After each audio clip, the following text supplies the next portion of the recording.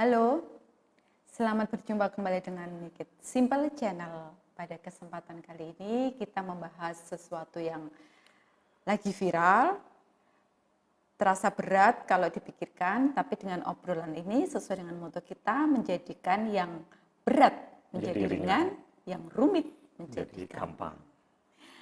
Oke, kita mau ngobrolin apa Pak Bro kali ini?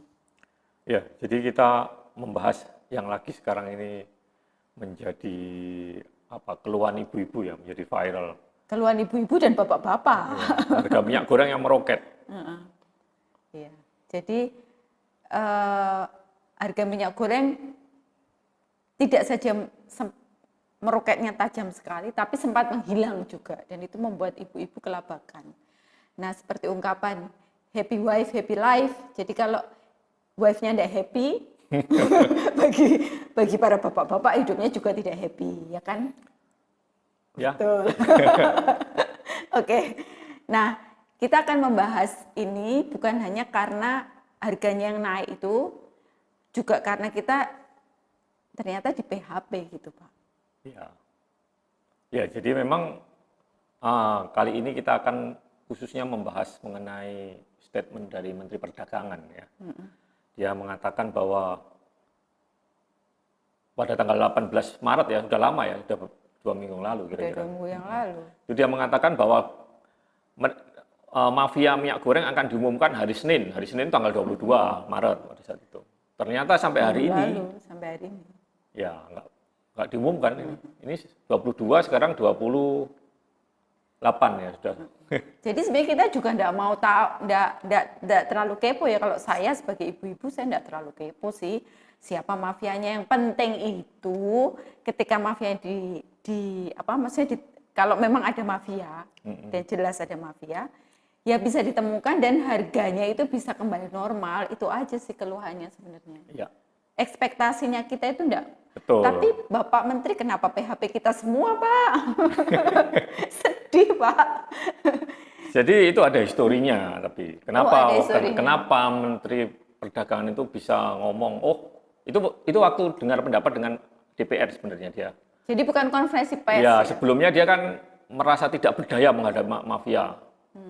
Nah, itu kan dikecam orang banyak juga. Akhirnya dia tidak mau kalah dengan mafia. Dia akhirnya memberikan statement, oke, nanti Senin depan, tanggal 18 itu dia ngomong, Senin berikutnya, saya akan umumkan siapa mafia minyak goreng ini. Oke. Ini kelihatannya panas. Ya. Nah, itu bisa jadi dua indikasi. Jangan-jangan memang dia tidak sanggup menghadapi mafianya, atau ada hal yang lain. Nah, jadi ada historinya lagi, lebih jauh lagi kalau kita telisik. Iya. Tapi tunggu dulu, penasaran kan? Kita ngomongin dulu historisnya. Ya, betul. Kan? Jadi statement ya. Sebelum ada statement dari Menteri Perdagangan itu, dan sebelum dia dijudge bahwa dia kalah melawan mafia atau negara kalah melawan mafia lah istilahnya. Netizen bilang seperti itu. Tapi sebelumnya ada kejadian yang melatar belakangi. Jadi sebelumnya itu awal Februari pemerintah mencoba masuk mengendalikan harga minyak goreng yang waktu itu meroket dengan menetapkan harga eceran tertinggi. Di bulan Februari ya, awal Februari. Iya, jadi sejak Oktober itu ya, kalau kita tarik lagi ke belakang ya, Pak. Sejak Oktober itu sudah mulai naik pelan-pelan. November sebenarnya, Oktober masih stabil. Oktober masih cukup stabil. November, acuannya Oktober ya, setelah itu November mulai naik. November naik, Desember naik lagi kan, resah kan karena tahun baru dan Natal. Betul. Ternyata orang-orang berpikir Januari akan bisa turun karena mungkin dipicu oleh peristiwa Natal dan tahun baru, berdasarkan harga juga naik nih. Iya. Ternyata enggak. Malah meroket dan langka dan hilang, ya kan? Saya sampai beberapa kali hilang itu setelah terbit harga eceran tertinggi. Benar. Sebelum HET ditentukan, harganya gila-gilaan. Supaya harganya bisa terjangkau katanya ya. Pemerintah akhirnya memutuskan sudah, tetapkan HET. Begitu HET ditetapkan, langsung hilang dari pasaran. Belajarlah dari minyak goreng. Ketika harga dirimu direndahkan, hilang aja. Enggak ada ya. Kemudian ini kan waktu Februari itu kan ditetapkan HET. terus langka. Ya. Terus dicabut lagi nih HET-nya. Jadi karena minyak goreng itu langka, orang-orang bilangnya sekarang malah gini, lebih baik harga mahal daripada tidak ada. Wah, ini kan Ya memang benar, Pak. fenomena ini kan membingungkan. Awalnya minta harga murah, dikasih harga murah, hilang. Dia bilang lebih baik harga tinggi daripada hilang ini. Karena hilang itulah, maka akhirnya direvisi kebijakannya HET itu. HET dicabut. Tapi ingat, yang dicabut itu adalah HET untuk minyak goreng kemasan. Minyak goreng curah tetap. Tapi dinaikkan dari 11.500 menjadi 13.500 atau 14.000 ya. Oke. Nah, terus? Ya, jadi itu tanggal 18 Februari itu HET dicabut pada 18 Maret, sorry. 18 Maret ya. Pada saat itu dengan pendapat dengan DPR, Mendak merasa ini karena ulah dari mafia. Nah, kalau gitu bagaimana menghadapi mafia? Oke, nanti hari Senin kita umumkan. Nah, itu awal dari PHP itu. Oke, jadi seperti itu ceritanya. Jadi sebenarnya kenapa banyak orang PHP itu sebenarnya tidak tahan tekanan? Mungkin Pak Memperindik juga gitu kali. Oke, ya, karena mereka mungkin nggak mau dibilang tidak kompeten tadi. Oh iya betul. Tapi ini kan menariknya adalah karena harga minyak curah yang ditetapkan HET-nya, berarti kan harga minyak curah akhirnya kan tetap ya. Jadi kan dari YLKI sendiri akhirnya mengatakan kalau bisa menimbulkan disparitas harga. Ya memang disparitas. Ya bukan peluang untuk disalahgunakan. Ya betul. Ya kan? Jadi memang ada peluang. Misalnya mengemas ulang ya, minyak goreng curah dikemas jadi minyak goreng kemasan. Kalau kemasan itu nggak ada HET-nya, boleh mahal. Tapi kalau curah itu ada aturannya. Karena pada tanggal 22 Februari ya setelah memperindak Menteri Perdagangan menyatakan HET dicabut, kemudian Menteri Perindustrian Menperin sekarang yang mewajibkan produsen minyak goreng di Indonesia itu kira-kira ada 81 produsen minyak goreng di Indonesia. Yang besar ada 5 sih. Itu The Big Five. The Big Five itu memang ya menguasai 46,5%, hampir 50%. Hampir setengah. Porsi. Tapi semua 81 pengusaha perusahaan minyak goreng sawit, MSG namanya, minyak MGS minyak goreng sawit itu wajib mengalokasikan awalnya 20 menjadi 30% dari produknya adalah minyak goreng curah. Itu namanya DMO, Domestic Market Obligation. Wajib. Wajib untuk produksi ya. Kalau enggak soalnya kan bisa dilarikan semua ke kenapa kemasan. Diambil angka itu? Jadi produksi minyak Indonesia termasuk produsen kelapa sawit ya, kelapa sawit terbesar. Iya, memang. Kelapa sawit kan bahan bakunya dari minyak goreng ini. Nah, benar. Kita memproduksi 49 juta ton per tahun. Betul sekali. Sementara itu kebutuhan minyak goreng nasional itu hanya 5,7 juta ton. Jadi 5 dibanding 49, sekarang 1/10 ya. Sebenarnya kalau DMO itu 10% pun sudah menutup kebutuhan. Kalau mereka betul-betul melakukan. Artinya industri ini betul-betul diawasi, betul-betul dia. Kalau 30% harusnya overflow di pasar. Minyak goreng curah itu sudah berlebih-lebih, tapi kenyataannya nggak ada kan? Iya, karena memang sebenarnya kan kita itu tidak pernah ada masalah dengan minyak goreng sebelumnya ya kan? Kalau kita lihat ya. Betul.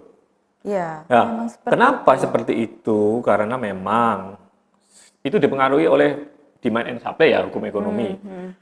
Nah, di luar negeri memang harga minyak goreng lebih mahal lagi, harga CPO juga lebih mahal, harga CPO dunia sudah naik, minyak goreng dunia itu malah antara 50.000 sampai 80.000 Betul sekali per kilogram ya, per kemasan. ya per liter atau per kilogram ya, kita segitulah. Jadi lebih baik mereka produksi dijual ke luar negeri atau CPO-nya pun dijual ke luar negeri. Itu masuk akal. Kalau kita produsen kita juga akan berpikir ke bisnis, tapi kan memang harus ada etika. Ya, makanya itu negara mengatur ada domestic market obligation. Jadi wajib mereka memproduksi para produsen itu ya. Iya.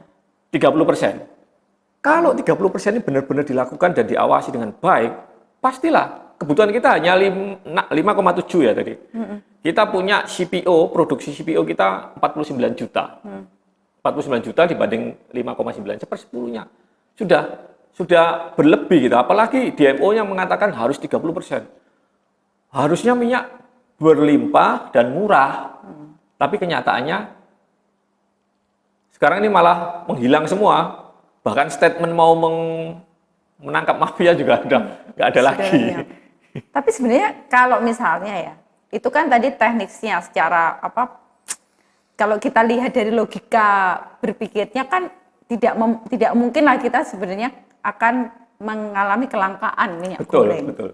Dari logika berpikir dari hitung-hitungannya gitu ya. Cuman apakah memang benar ini ada mafia yang mempermainkannya? Ya, kembali ke apa itu ya, definisi dari mafia ya mungkin ya, apa kira-kira. Mafia itu kan organisasi tanpa bentuk ya, organisasi. Tapi dia punya power untuk mengatur, invisible hand lah. Iya. Kira-kira kan seperti itu ya. Tapi mereka memang punya kepentingan sendiri gitu loh. Jadi di dalam hal ini kalau kita bicara mengenai mafia minyak goreng, ya banyak sudah dibahas juga ya. Sebenarnya bukan hanya satu golongan ya. Selama ini kan kalau kita bicara siapa mafia minyak goreng itu, pertama mata kita tertuju pada produsen 5 besar tadi, the big five, ada Bimoli, Vilma, Sanko. Tapi kan mereka produsen itu kan tidak identik dengan mafia di sini. Betul, cuman iya kan? produsen itu kan kalau mereka kompak untuk menaikkan harga, kompak untuk ini menahan stok, itu namanya kan kartel lah istilahnya, kartel minyak goreng lah, bukan mafia. Tapi kalau kita melihat 5 besar itu menguasai 50% dari perdagangan minyak goreng di Indonesia. Jadi dia menentukan kebijakan ya, juga. bisa yang lain-lain pasti ngikut lah. Kalau 5 besar ini ngomong A, lainnya pasti ikut. Jadi ini juga berpotensi, bukannya dia mafia, tapi berpotensi dia melakukan hal seperti itu berpotensi. Oke. Itu dari sisi produsen, dan produsen sendiri juga mengekspor produknya. Jadi kalau mereka lihat ekspor lebih tinggi, ngapain kita jual ke Jadi domestik? memang sudah rahasia umum ya, ketika terjadi kelangkaan itu sebenarnya kan memang produsen itu menggenjot produksi untuk ekspor. Iya, pasti. Enggak, mereka produksinya tetap, cuman alokasi ekspornya dilebihkan, karena harganya lebih mahal. Domestik nggak dikasih, makanya diatur di DMO itu. Tapi DMO seberapa efektif bisa menekan para pengusaha ini? Bukan masalah seberapa efektif menekannya, tapi apakah sistemnya sudah cukup bagus sehingga bisa transparan? Betul. Itu kan yang menjadi masalah. Betul. Ya Jadi kan? transparansi juga masalah bagi kita. Bagaimana mereka mengaudit apakah memang benar 30%. Ya, gitu. dan penegakan hukum juga. Kalau mereka nggak melanggar misalnya apa sanksinya? Kalau nggak ada sanksinya ya it's okay lah. Minta maaf misalnya. Oke, minta maaf nggak apa-apa. Mereka dapat uang yang penting. Bagi pengusaha minta maaf nggak masalah itu. Dapat uang yang penting cuan lah. Yang penting cuan. Ya gitu kira-kira. Jadi itu bisa dibilang salah satu yang diasumsikan sebagai mafia. Yang berpotensi juga sih. Itu adalah produsen. Yang kedua adalah ya ini distributor besar. Jadi kalau dari pabrik itu mau ke supermarket itu kan ada distributor besar. Nah mereka itu kan punya stok. Kalau harganya misalnya lagi turun ya stoknya ditahan lah sama mereka. Harganya naik, stoknya dikeluarin sama mereka. Makanya begitu harga turun hilang, begitu harga naik muncul. Itulah siapa? Tersangkanya ada 2 sebenarnya, produsen dan distributor. Ya produsen sudah kita bahas. Sekarang kita kan yang kedua yang berpotensi ya betul. Nomor bisa 2 ini juga di holdnya dari hulu kan? Iya kan? Ya itu sudah tadi. Mereka memilih ekspor apa domestik pasti memilih ekspor. Kedua distributor ini walaupun mereka sudah misalnya di MO ini sudah dilakukan ya. Stok kan banyak sebenarnya stok. Tapi minyak goreng curah ini ya. Terus kemudian harga di pasar turun. Nah, distributor lebih baik dia meng-hold ya, meng-keep stoknya. apa yang dijual. Iya. Tapi kalau harganya udah naik ya mereka keluarkan. Itu jadi berpotensi juga, distributor berpotensi. Jadi ini seru sebenarnya ya. Jadi bukan Banyak sekali. ada produsen, ada distributor. Itu ya bisa mereka main di situ. Terus ada kemungkinan yang ketiga enggak, Pak? Untuk Ada. Jadi kenapa ini menjadi langka itu kemungkinan ketiga justru ibu-ibu ini. Oke. Tiba-tiba saya jadi tersangka. Jadi kalau jadi bagaimana alur berpikirnya sehingga saya ini alur berpikirnya Menteri Perdagangan ya.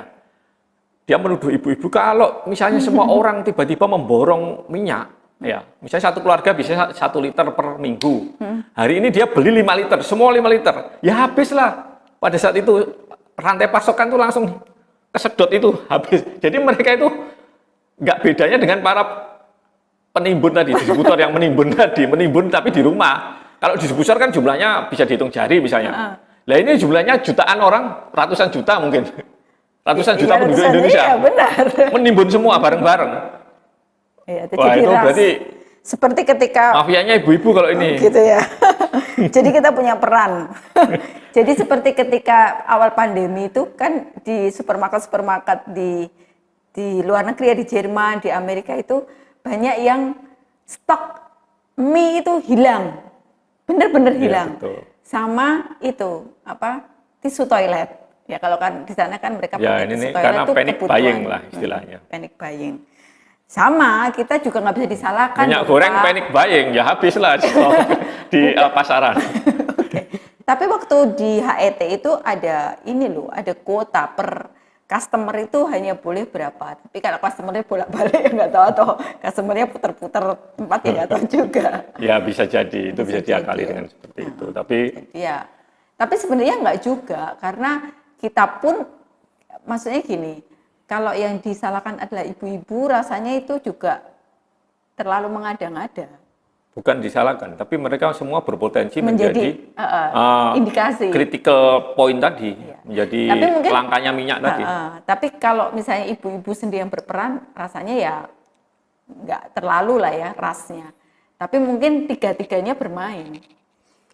Bisa jadi. Ya sebenarnya kan ini, basicnya itu kalau namanya perdagangan, itu hukum demand and supply. Di mana-mana mesti begitu. Betul. Jadi sebenarnya kenapa sekarang ini menjadi langka? Karena harga minyak CPO dan minyak goreng di luar negeri jauh lebih tinggi dari di tempat kita. Jadi kalau seperti itu ya orang cenderung akan menjual keluar lah. Ngapain dijual yang murah kalau bisa jual mahal? Tapi ini kan yang menarik, harga minyak goreng curah ini kan ada HET-nya ya. Apakah sempat menghilang juga ya?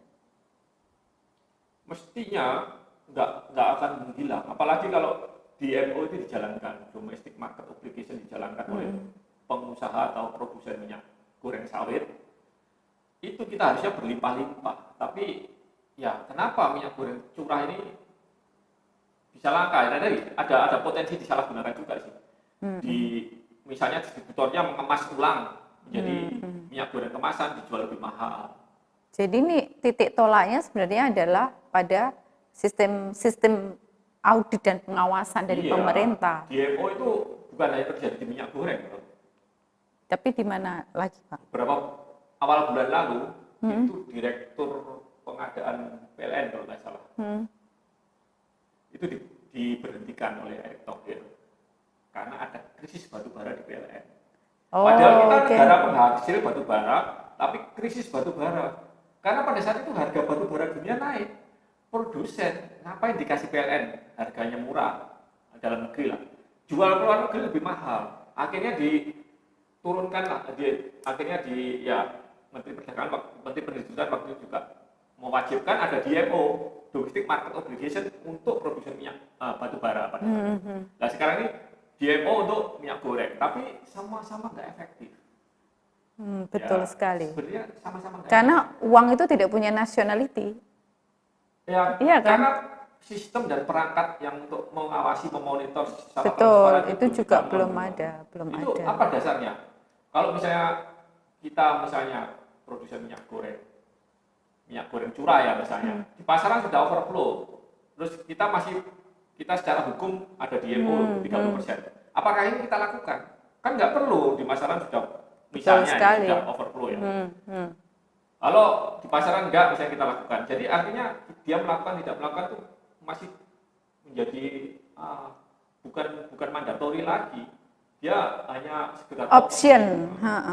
Ya itu yang menjadi masalah adalah ketegasan. Sebenarnya mafia itu punya kans terjadi di semua lini. Betul, ya semua kan? Orang ya terjadi lah. keuntungan itu betul. Bisa. Baik secara materialistis maupun hal yang lain ya, power kayak gitu ya. Tapi masalah yang menjadi masalah adalah ketika pengawasan dan sistem itu tidak mengakomodasi adanya transparansi, sehingga dan ada punishment yang jelas, yang tegas gitu, sehingga praktek-praktek seperti itu berlanjut terus, baik di dunia perekonomian maupun di dunia sosial, bahkan kehidupan sehari-hari. Ya, betul. Ya kan, ketika itu tidak bisa tidak bisa disangka lagi ya, karena memang itu terjadi ketika orang memang mau menunjukkan powernya. Ya. Jadi memang dengan menginjak atau menekan atau salah satu cara untuk orang untuk survival itu. Benar ya, jadi mereka serigala bagi sesamanya. Jadi mereka menekan, menteror, menyudutkan, mengkambing hitamkan atau melabel. Nah itu dengan power dan link yang dia miliki. Jadi di dalam hal ini ya memang ada banyak variabel, banyak faktor yang betul sekali.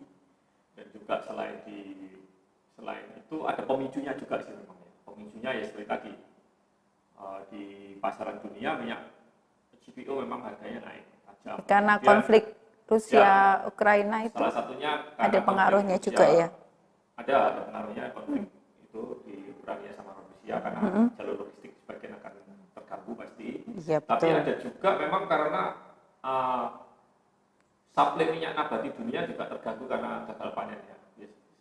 Minyak nabati kan bukan hanya kelapa sawit, matahari, itu juga terganggu karena gagal panennya. Kira-kira, tapi itu nggak besar sih, mungkin kan menurut berita hanya 10% saja mereka berkurang. Gagal panen karena iklim. Ya, karena iklim. Terus kemudian kan sebenarnya kan kelapa sawit ini kan disirii gitu loh sama negara-negara Eropa ya kan, mereka kan sebenarnya sudah warning Indonesia karena masalah iklim itu loh Pak. Bukan, ya itu deforestasi, deforestasi itu kan jadi penghilangan hutan itu yang dikomplain oleh negara-negara Eropa karena dia merusak lingkungan memang. Paru-paru dunia untuk menyerap CO2 kan, menurunkan emisi karbon yang sekarang ini lagi happening juga. Betul. Jadi kan beberapa waktu yang lalu kan terjadi ada tekanan dari negara-negara maju. Indonesia ini buka lahan, awalnya hutan jadikan sawit. Iya, memang benar sih. Nah, itu mengurangi paru-paru dunia, merusak lingkungan, merusak kemampuan menyerap emisi karbon. Kalau kita lihat ya di tayangan-tayangan televisi atau tayangan-tayangan iklan pemerintah yang di negara-negara Eropa gitu, biasanya yaitu cerita tentang bagaimana hutan-hutan di Asia ini rusak karena dibukanya kelapa sawit, karena kelapa sawit kan bukan cuma Indonesia, Malaysia. Jutaan hektar. Jutaan hektar konversi dari hutan menjadi kebun sawit. Iya, tapi memang kalau hutan itu kan lebih sustain, lebih lestari lah. Tapi kalau punya kebun itu kalau nggak dirawat, mereka akan mati pohonnya atau nggak produktif. Betul. Ya akhirnya juga menjadi lahan kering dan itu bisa menyumbang emisi karbon, nggak bisa menyerap malah menyumbang. Benar. Dan itu memang buat tandus karena sawit itu menyebabkan gas metan ya Iya. Dan kita kan juga lagi concern masalah itu, masalah iklim ya. Ya, oke. Jadi kesimpulannya itu berarti mafianya itu masih masih dicari ya Pak Menteri. Oke.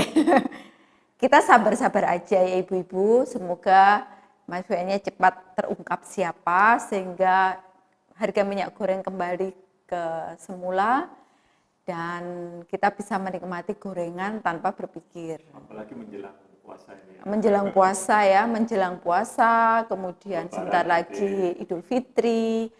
Ya kita berharap pemerintah benar-benar bisa menegakkan hukum dengan DPO tadi ada memiliki sistem yang solid dan kuat untuk mengawasi dan mengatur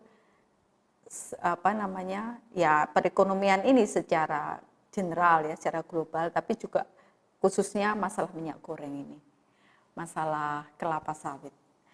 Baik, terima kasih untuk sudah mengikuti perbincangan kita. Sekali lagi, kalau Anda